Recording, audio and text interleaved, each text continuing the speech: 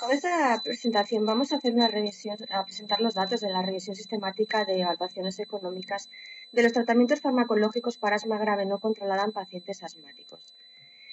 El objetivo general de esta evaluación, de esta revisión sistemática, era una revisión de la literatura más relevante de las evaluaciones económicas de los tratamientos que hay hasta ahora para el asma grave no controlada, tanto en pacientes asmáticos, tanto en niños como en adultos.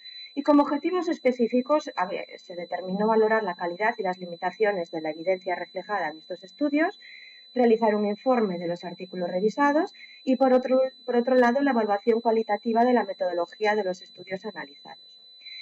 En cuanto a los métodos, para esta revisión sistemática se siguieron los criterios establecidos por la declaración PRISMA y los criterios para la inclusión para el de los estudios en la revisión fueron desarrollados a priori, establecidos a priori, así como también la estrategia de búsqueda. Los artículos fueron seleccionados tanto de bases de datos electrónicas como Medline y PubMed y otras búsquedas manuales.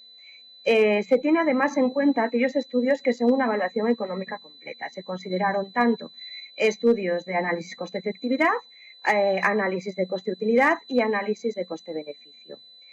Para realizar esa evaluación crítica de la calidad metodológica de las evaluaciones económicas, se utiliza la lista de verificación de Drummond.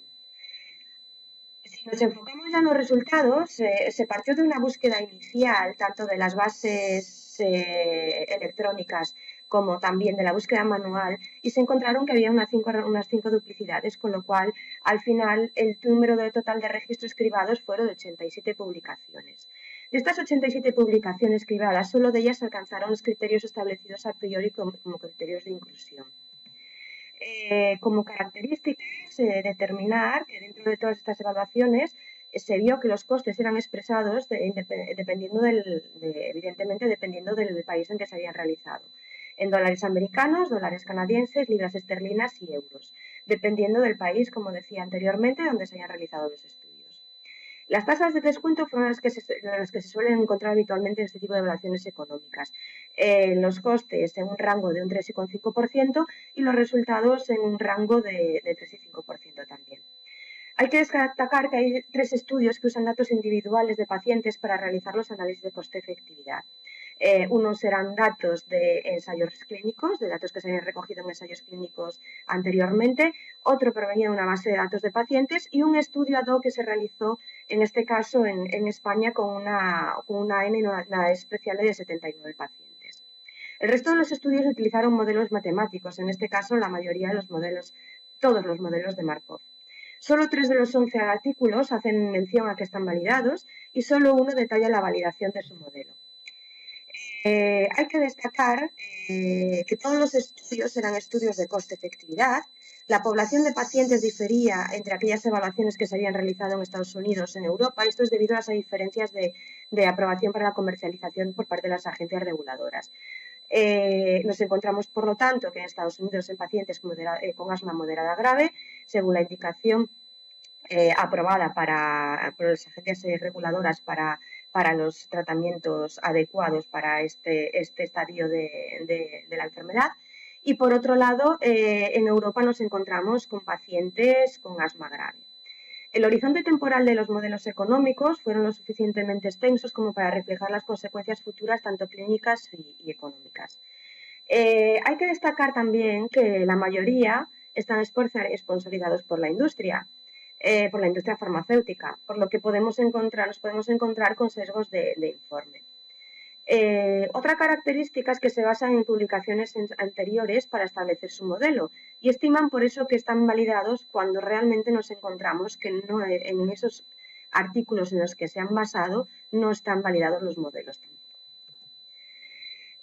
Hay que destacar que en algún estudio el input para la realización del modelo no es el adecuado. Hay un estudio en concreto en el que como input para la realización del modelo se establece el FEP y este no es un factor pronóstico de la respuesta al fármaco, en este caso era omalizumab. Algunas de las evaluaciones están orientadas solo a pacientes respondedores. Esto tampoco refleja la práctica clínica real, con lo cual nos vamos a encontrar estimaciones y resultados que no pueden ser extrapolados. Casi todas las evaluaciones tienen un análisis de sensibilidad y las variables que más afectan a los resultados Son la tasa de mortalidad, la tasa de exacerbaciones, la definición de respuesta y la gravedad de la población considerada. Y como conclusiones, después del análisis y de la revisión sistemática de estas evaluaciones económicas, en la mayoría de los modelos, la validación de los modelos no está descrita, el modelo no es, por lo tanto, consistente y los datos pueden no ser extrapolables.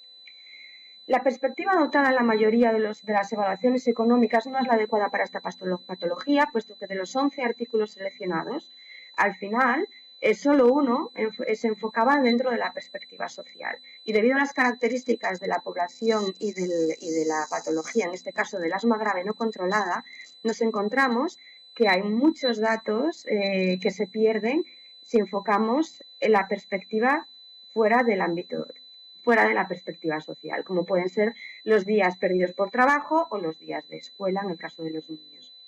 Existe también un riesgo de publicación, debido a lo que comentaba antes, de que la mayoría están sponsorizados por la industria farmacéutica, y hay limitaciones importantes que hacen que no se responda adecuadamente a la pregunta planteada por estas evaluaciones económicas.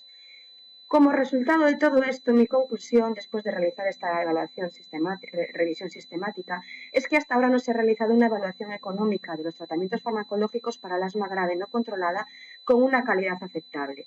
Con lo cual, estamos ante un riesgo considerable porque ahora mismo están entrando y van a entrar nuevos tratamientos biológicos y no tenemos unos criterios para determinar una correcta asignación de los recursos tanto económicos como sociales para estos pacientes con asma grave no controlada.